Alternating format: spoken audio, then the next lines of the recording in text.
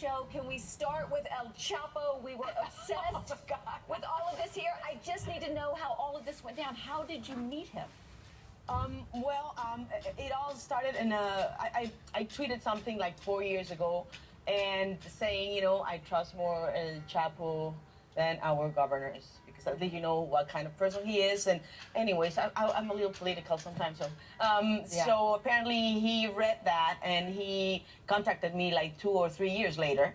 So he wanted me to do his movie. So he contacted you by texting? Via email. He was actually in prison.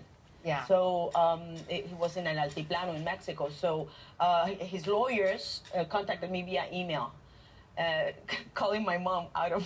My mom didn't know who they were. So and I didn't know who they were till many emails. Like I was shooting in Miami. I was like, listen, I can't go to Mexico. You want me for a movie? Just send me the script and we'll, you know, I was like, my only day off is like the script. Yes, exactly. Nothing. It's like, well, no, we need you for a big movie. And I'm like, okay, just send me the script. I can't go to Mexico. Why don't you guys come here? My only day off is Sunday, whatever. And they're like, no, we can't. And then I was like, you know what?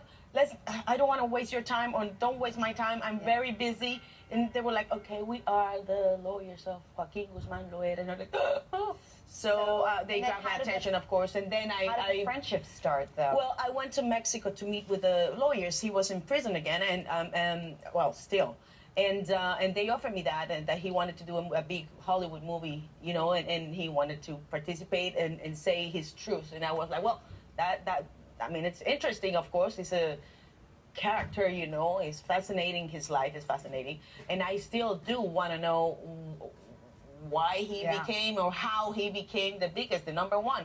So I said yes, but ask him if he's gonna say the truth, because I'm not gonna say lies. Like, we all know who he is, right? So and that's how. And then another people came into the project, and we started the negotiations, for the rights and the paperwork. So you got the rights to tell his life story, and then you brought Sean Penn.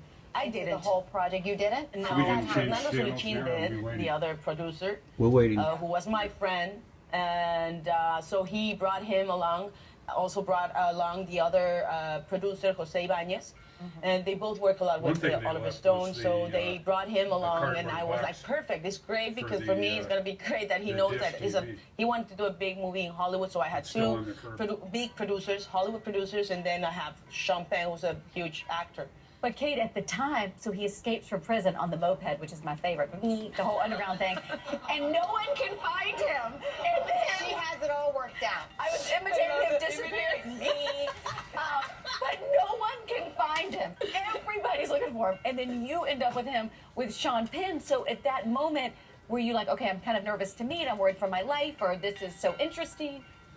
Listen, I was really curious. I was like, that's why all the texts were like, well, are you sure you're going to take care of me? Because if not, it means that I'm going to be dead, you know? So, of course, it was the scariest moments I ever had in my life, I guess. And the just going there, it was 8 hours through the jungle, like in the middle of nowhere, or at least we didn't know where we were. So it was really scary. And not only that, I mean, of course, now I say, thank God I'm alive. It was exciting. It's an experience that I will always have with me, you know, but it was very risky. And it was. Were you blindfolded as you got? No, and we asked, and we flew from Los Angeles to, Van Nuys to Guadalajara, and then in Guadalajara, they pick us up. We drove like an hour and a half to this place, runway, you know, like the hidden runway, and two Cessnas, those planes were there, and I'm like, oh my God, so we're gonna fly still, and I'm very bad flying, so we're flying really low, and of course like this, and I brought my tequila honor. I have and I was like, Sean got all my, you know, my nails all over him, but I was like so nervous because, and we were like, aren't you gonna blind us? And they said, well, no. Where's the trust then, amiga? And I'm like, oh yeah. What was Sean Penn saying during this time? Oh, he's like, translate only when something's important. And I'm like, he's saying that his son, that's important. You know, so it's like, yeah, he's his son. Oh, we're with the son. We didn't know that he was a son. So. Do you still want to tell his life story? Do you still want to bring that to Hollywood? Absolutely. Are you kidding me? After all I've been through? Of course. But you couldn't, this new show, you couldn't shoot it in Mexico, and you couldn't be at the premiere. I mean, there have been some serious consequences. Oh, absolutely. Yeah, And we're going to that's talk more about the consequences of that meeting with El Chapo, and also about the new hit show on Netflix, Ingobernable. It's amazing. You have to see it after these messages. I see a movie about your life. I'm watching that.